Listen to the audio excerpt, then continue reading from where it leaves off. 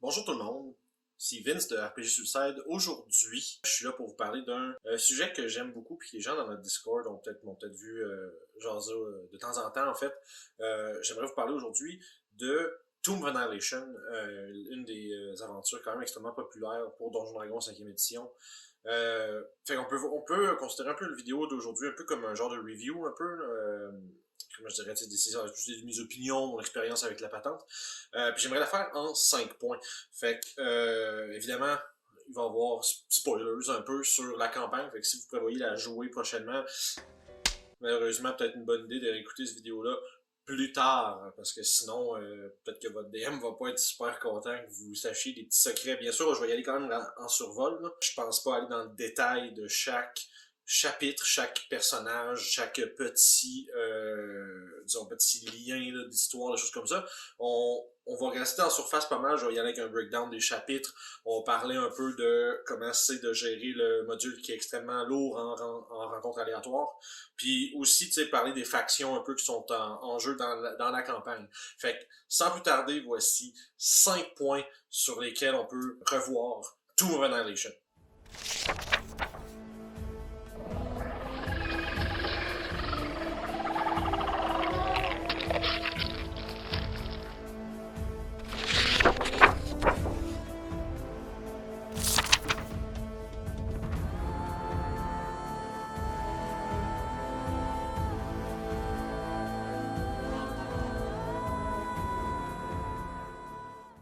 Commençons par une introduction.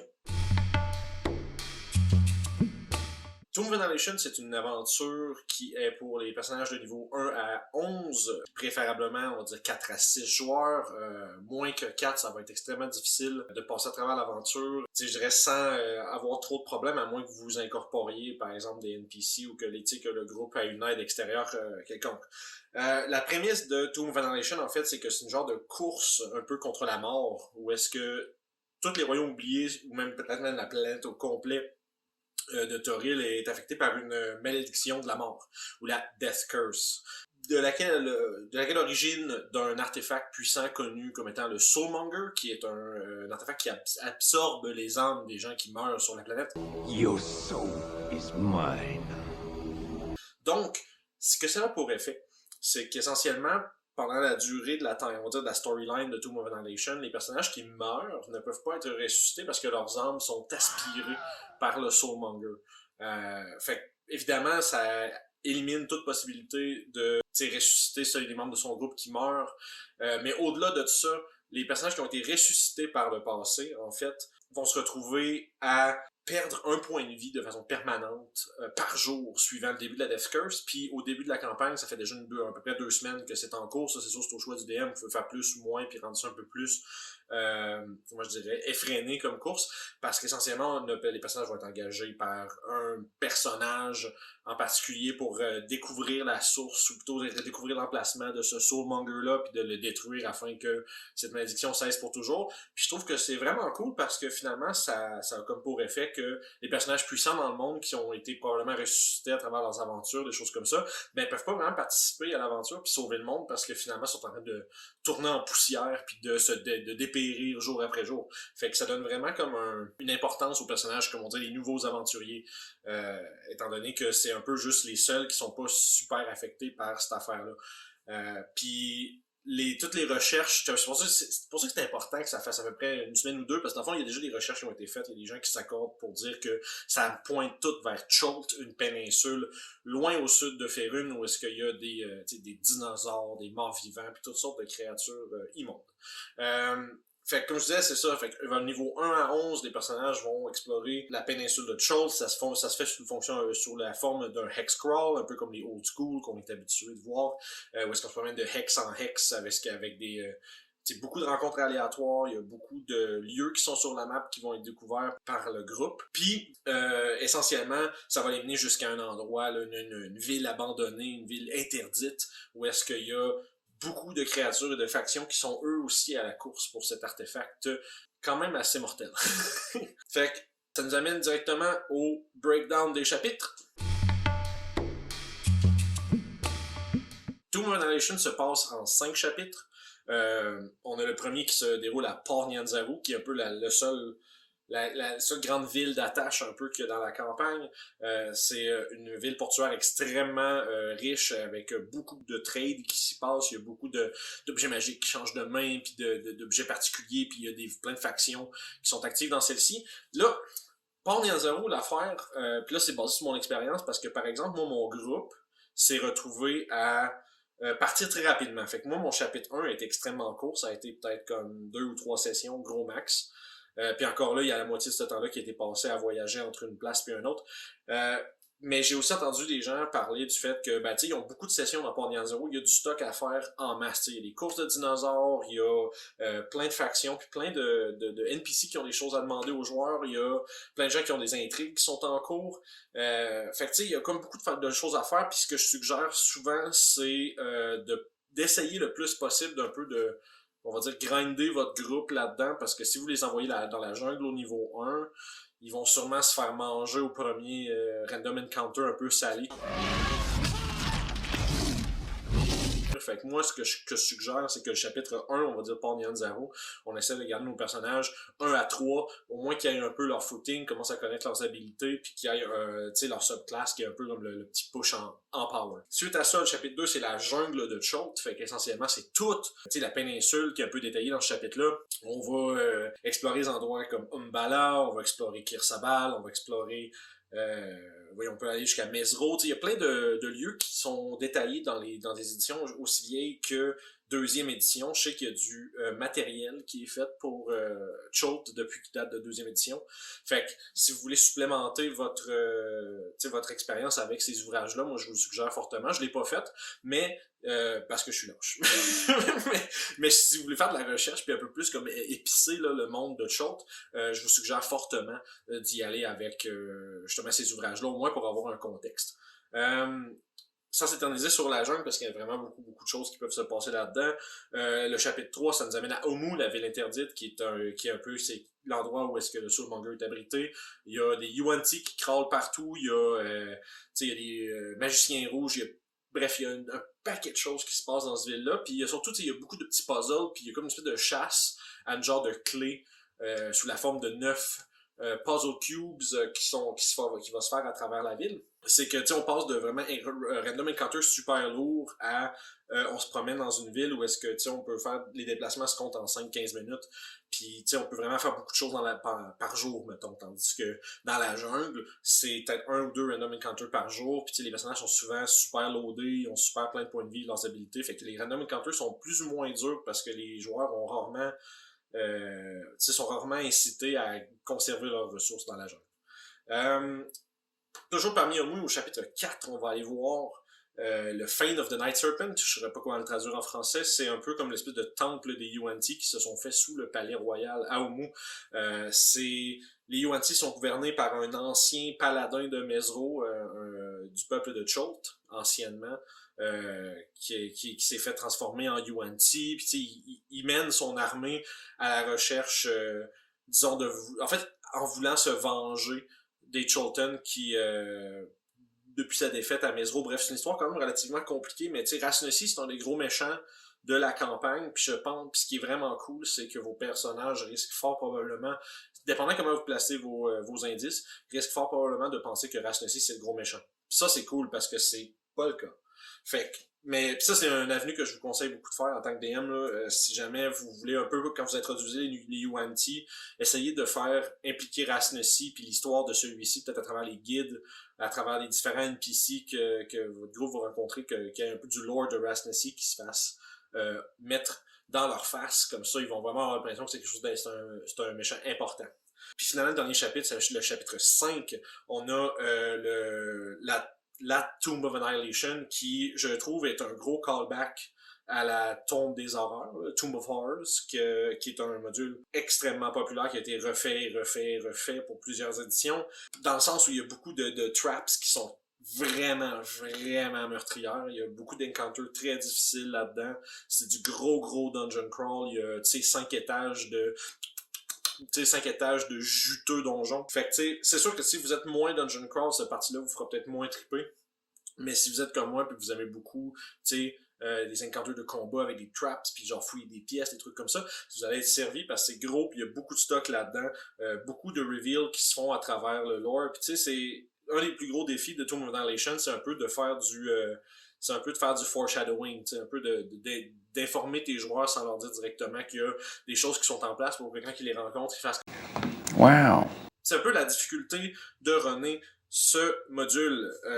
Puis, parlant de runner le module, ça nous amène à notre troisième point de la vidéo, runner des random encounters dans Tomb of Annihilation. Dans Tomb of Annihilation, il y a beaucoup de random encounters qui vont être roulés. Il y a beaucoup de combats puis de trucs qui vont arriver aux joueurs dans la jungle. Là, on va définir un peu random encounter parce que on pense random encounter, on pense on se fait sauter dessus par des gobelins, on tue les gobelins, on passe notre chemin. Il y a de ça, mais il y a aussi beaucoup de choses qui peuvent vraiment ajouter comme des layers à votre histoire. Comme par exemple, on peut y retrouver Arthas Sandberg, qui est un espèce de personnage légendaire, un ancien harpeur qui garde avec lui l'anneau d'hiver, le Ring of Winter, comme pour le protéger des forces du mal, puis il y a des géants de froid qui courent après à travers la péninsule de Chult pour essayer de le retrouver puis de récupérer cet artefact-là qui veut glacer le monde à jamais. Ça serait dommage de pas s'en servir. Puis tu sais, il y a des random encounters qui vont amener à du roleplay. Tu sais, on va rencontrer des Flaming Fists qui veulent dépouiller tes aventuriers genre de leurs objets magiques, puis que tu sais leur gang est quand même nombreuse puis forte, fait que c'est comme tough de se battre contre eux. Fait que c'est quand même nice pour ça, fait que ça peut mener à plein de sections de roleplay quand même vraiment nice où ce que vos joueurs vont devoir improviser un peu avec ce qui vous est donné. Bon, là, rouler des random encounters pendant la game, moi je trouvais que c'était peut-être un peu du chiard à faire en temps réel parce qu'il faut que tu roules ton dé, il faut que tu checkes ok dans quel type de terrain il se trouve, c'est quoi le numéro, c'est quoi l'encounter à les lire, puis après ça tout rouler ça. Fait que là moi ça je trouve que c'est comme façon en plein milieu de game, ça te scrape quand même le momentum, puis ça prend du temps, puis quand t'en as 2-3 à faire par jour de voyage, ben ça finit par être fucking long. Fait que moi ce que j'ai trouvé, je vais essayer de me rappeler où c'est que je l'ai pris exactement. J'ai trouvé un thread sur Reddit où est-ce qu'il y a un gars qui a fait une feuille pré-roulée de Random Encounters, météo, les jets de survie, parce que tes personnages peuvent se perdre en forêt, peuvent se perdre dans la jungle, puis c'est vraiment plus cool s'ils savent pas s'ils sont perdus, fait que c'est toi qui fais les jets pour eux, mais la table a déjà ces rôles-là pour chaque jour. Fait que finalement, tu fais juste... Tu sais, c'est... Les puristes vont peut-être dire que ouais mais là tu roules pas vraiment en temps réel. Oui mais c'est rouler random pareil, tu sais, je pourrais les rouler toutes d'avance genre sur ma table là. C'est juste que là finalement ce que c'est un document Excel, chaque fois que tu le reload ça te refait des nouveaux chiffres, fait que finalement tu fais rien que tu te l'exportes, t'en exportes une copie, tu fais ça sur un PDF, tu l'imprimes, puis bang t'as 365 jours de voyage dans le shot. Je vais essayer de le mettre en description pour qu'on trouve, pour ceux que ça intéresse, c'est vraiment pratique. Puis je suggère aussi d'utiliser le plus d'outils possible pour la préparation. Fait que tu sais, trouvez-vous justement des espèces de des quick rules pour genre des complications en forêt, la température, qu'est-ce qui arrive quand il pleut beaucoup versus quand il pleut pas beaucoup, tempête tropicale. C'est quelque chose que vous pouvez checker avec ça. Puis moi, je me suis monté comme par exemple un document, je me suis fait un système plus simple d'encumbrance pour la bouffe, l'eau, puis ces affaires-là, parce qu'on ne tentait pas de traquer les livres de chaque personne, puis blablabla. Fait que, tu sais, c'est basically, si on veut faire ça simple, c'est que chaque personnage a un point de force égale un point d'inventaire, puis chaque, mettons, de la bouffe pour tout le groupe, c'est 2 points d'inventaire, puis de la bouffe pour tout le groupe, c'est 1 point, puis nanana, s'ils veulent traîner des canaux, c'est 20 points, blablabla. Fait que vous comprenez un peu le principe, c'est simplifié, c'est fait pour aller vite, puis je garde ça sur un espèce de tracker, sur un petit Excel que je me suis fait, puis je soustrais leurs ressources à chaque fin de journée, fait que tu sais, c'est de se trouver un mécanisme puis une routine pour dealer avec tout Tomb of Annihilation, parce que ça peut être quand même assez grindy en termes de, bon, lancer des dés, il se passe des affaires, ok, c'est quoi vous voulez faire dans la journée, c'est quoi les rôles de chaque personne. Fait que, tu sais, je commence, je demande à quelle vitesse ils veulent aller, c'est quoi que chaque personne y font, s'il y a quelque chose qui a changé. Non, on continue.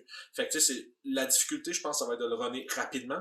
Parce que si vous prenez trop de temps à lancer des dés puis à focailler avec des gogos, ben vous ferez pas grand chose par session. Surtout quand il vient le temps de voyager dans la jungle. Puis là, une autre affaire que j'encourage beaucoup avec Tomb, là, c'est de faire du random pas random. Des fois, là, il y a un moment où est-ce que tu as envie de prendre un des encounters de la liste puis de dire, regarde, moi je veux que Arthas Sandberg avec les géants, ça arrive maintenant. Ben, tu peux le faire. Tu sais, tu peux décider qu'une journée, dans ta feuille de Random Encounter, là, tu mets un trait sur tout ça, puis tu fais aujourd'hui, ils rencontrent Artus, puis ils vont apprendre du Ring of Winter, ils vont voir Dragonbait, puis ces affaires-là. Fait que tu sais, il y a plein d'opportunités de développer l'histoire avec des Random Encounters, mais en choisissant de les faire. Ou si jamais t'as envie que soudainement ton groupe se retrouve contre le fameux T-Rex zombie, ben, faites-le. Il n'y a rien qui vous empêche de faire ça. Ce qui m'amène, je dirais, une fois qu'on a dealé avec comment la mécanique des Random Encounters, du voyagement et tout ça se passe, ça nous amène à parler des factions qui sont en jeu dans Tomb of Annihilation. Fait que Tomb of Annihilation, c'est pas juste de se promener dans la jungle, de se battre contre des zombies puis des nains albinos puis des trucs comme ça. C'est aussi de dealer un peu avec les factions qui vont être présentes dans le jeu. Puis pour alimenter, disons, l'information, puis un peu comme planter du lore dans la tête de tes joueurs, comment tu fais pour avoir dans la jungle de l'information? Ben la réponse c'est qu'ils vont souvent rencontrer des membres d'une faction ou d'une autre, surtout à Port Zero au début, que ça va rentrer en ligne de compte beaucoup. Mais même dans la jungle, il y a des groupes qui cherchent qui cherchent des richesses ou qui cherchent le soulmonger ou quoi que ce soit d'autre, puis qui peuvent rencontrer les joueurs puis leur impartir des connaissances. Puis là, dans les factions qui sont opposées aux joueurs, ou en tout cas selon que je dirais que le livre assume, qui vont être opposés aux joueurs, il y a les mages rouges de thé qui sont sur place, qui sont menés par une certaine liche qui se fait passer pour une demi-elfe, qui est au premier abord pas si dangereuse que ça, mais quand même à la tête de magicien rouge, qui est pas rien. Il y a les Yuan-Ti, évidemment, qui sont un peu les vilains principaux de l'aventure, qui vont être lentement mais sûrement introduits au fur et à mesure que l'aventure avance, puis éventuellement on se rend compte que c'est vraiment, tu sais, c'est eux autres qui ont le territoire où est-ce que la finale de la campagne va se tenir. un favori que tout le monde va sûrement se rappeler, c'est qu'il y a les I serve the Flaming Fist! Les Flaming Fist qui rentrent en place. Puis moi, pour vrai, les Flaming Fist, je les adore. C'est vraiment l'occasion parfaite pour un DM d'être un trou de ses joueurs. Parce que les Flaming Fist là, sont là pour faire du cash puis rien d'autre.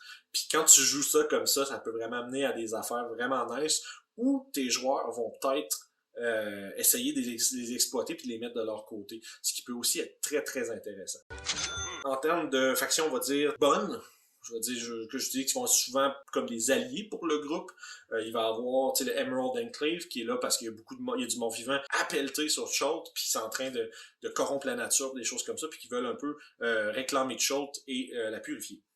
Suite à ça, il y a aussi les Harpers qui sont plus ou moins présents. Je sais que Syndra, on va dire la patron des joueurs au début de la campagne est un contact avec les Harpers, et Arthur Sandberg peuvent rencontrer, qui est aussi un ancien Harper. Fait qu'ils sont moins comme implantés dans la place, mais il y a moyen de faire de quoi avec ça. Puis finalement, ben tu sais, encore une fois, peut être un allié, peut être un ennemi, dépendant de comment qu'on s'y frotte, mais il y a les Antarines qui sont quand même très actifs à Port Zero, tu sais, qui ont beaucoup d'intérêt dans des relations marchandes, des choses comme ça, de la business semi-legit. Puis ça peut vraiment être des sources d'informations, surtout parce que tu sais, c'est le Black Network a beaucoup d'informateurs, d'espions, des choses comme ça. Fait que tu peux des personnages un peu plus comme Rogue, un peu plus mauvais, un peu plus comme on va dire louches, vont être capables de profiter de ça à Port Zero. Je te dirais que rapidement même, c'est sûr que tu as les Frost Giants qui sont là, il y a toutes sortes de monde, il y a les Arachocrotes qui ressabalent, il y a les nains albinos qui peuvent être utilisés aussi à travers la campagne. Il y a toutes sortes de gens à Port Zero puis sur Chult qui ont de quoi avoir avec cette campagne-là. Fait que prenez la peine de faire le tour de ces factions-là dans le livre, si vous pouvez. Puis s'il y en a une qui vous parle plus qu'une autre, ben, trouvez un moyen de l'incorporer dans la campagne. Des fois, ça peut être facile de substituer une organisation pour une autre dans des événements ou dans des développements qui sont mis de l'avant dans le livre. Là. Il y a vraiment rien qui vous empêche de changer une faction pour une autre ou de jouer sur un thème plus qu'un autre. Puis tu sais, je pense que c'est ce qui fait que Tomb of Annihilation est une excellente campagne à runner parce que tu peux la faire plusieurs fois puis ça sera jamais pareil. Ce qui m'amène, pour conclure cette vidéo, mon impression et mon expérience avec Tomb of Annihilation. En gros, Tomb of Annihilation, c'est une campagne vraiment fantastique au niveau de la liberté de création parce que tu as un point de départ, tu as un objectif qui est très loin puis dont les personnages ignorent l'emplacement. Ça veut dire que la manière que tu vas leur laisser apprendre, disons, l'emplacement du Soulmonger, comme trouver l'endroit de Omu, ça reste un peu au DM de le décider. Il y a des pistes dans le livre qui vont te dire, ok, ben un tel, lui il sait, lui il sait pas, lui il sait pas, mais tu peux quand même jouer avec ça un maximum, puis implémenter des trucs vraiment maison à travers la campagne, puis c'est ce que je trouve qui est le plus cool. Puis à date, comme je vous disais, moi, ma gang vient juste d'arriver à Omu, fait que j'ai comme la moitié de la campagne de fait. Puis c'est vraiment une des campagnes que je suis le plus énervé de jouer à chaque fois qu'on joue, parce que j'ai toujours hâte de voir qu'est-ce qui va arriver. Tu sais, voir c'est quoi les random encounters qui s'en viennent. Là, ils commencent à explorer un move, fait que tu sais, aller checker c'est quoi les puzzles pis les traps qu'il y a dans les, disons, dans les shrines, là, les lieux religieux où est-ce que les cubes sont cachés. De savoir que les magiciens rouges, ils volent des cubes en même temps qu'eux autres, puis là, quand ils se rendent à une shrine, faire comme oh shit, tu sais, tout le monde a été massacré ici, là, il y a plus rien qui reste, tout est ouvert, puis là, le puzzle cube est disparu, fait que là, ils se disent, ok, on n'est pas tout seul. Puis tu sais, dans le livre, il est écrit que, tu sais, le dernier puzzle cube, c'est toujours Rasnessi qui le pogne. Fait que, ce que tu fais, c'est que peu importe le 8e qu'ils vont prendre, le 8e cube est pris par une faction ou un autre. Le 9e, c'est toujours Rasnessi qui le pogne, puis qui laisse une trail jusqu'à son entre, puis c'est là qu'on arrive au chapitre 4, etc. Juste le nombre de joueurs, tu sais, ma gang sont 6, fait qu'ils sont en train de juste complètement tout torcher, genre les affaires dans le jungle, là, les encounters tels qu'écrits dans le livre pour un groupe de 6, ils vont se faire viander pas mal, là. Si vous jouez en XP, au moins, c'est que ça va leur donner un peu moins d'XP parce qu'ils sont beaucoup, fait que ça vont peut-être monter de level un peu moins vite, puis ça va leur permettre d'être restés challengés par la campagne. Fait ça, je dirais, c'est mon petit review rapide de Tomb of Annihilation. J'espère que vous avez aimé ça. N'oubliez pas de laisser un pouce pour la vidéo, c'est super important. Quand vous nous laissez des likes sur les vidéos, ça fait que YouTube il fait hey, c'est un bon vidéo, ça, on va le montrer à plus de monde. Fait que faites ça, mettez un petit pouce bleu. Abonnez-vous à notre channel comme on vous demande tout le temps. J'ai pas d'Alex dans mes poches pour vous menacer, là, mais faites-le pareil, ça nous ferait vraiment plaisir. Puis si vous aimez ça, ce genre de vidéo-là, dites-nous-le dans les commentaires en bas. Vous pouvez nous voir partout, Facebook, Discord, tout ça, blablabla, vous savez, je le dis tout le temps. Puis, bref, si vous voulez en entendre plus sur Tomb of Annihilation, moi, je serais peut-être game de faire un genre de breakdown en détail de chaque chapitre. Je sais pas si c'est quelque chose qui vous tente ou si vous aimeriez parler d'autres choses. J'ai commencé à lire Storm King's Thunder, fait que je peux peut-être dire mon opinion là-dessus si ça vous tente. Fait que laissez-nous des idées de petits vidéos vlogs comme ça dans les vidéos. Ça va me faire plaisir de vous jaser. Puis, pas mal ça. On s'en reprend. Bye.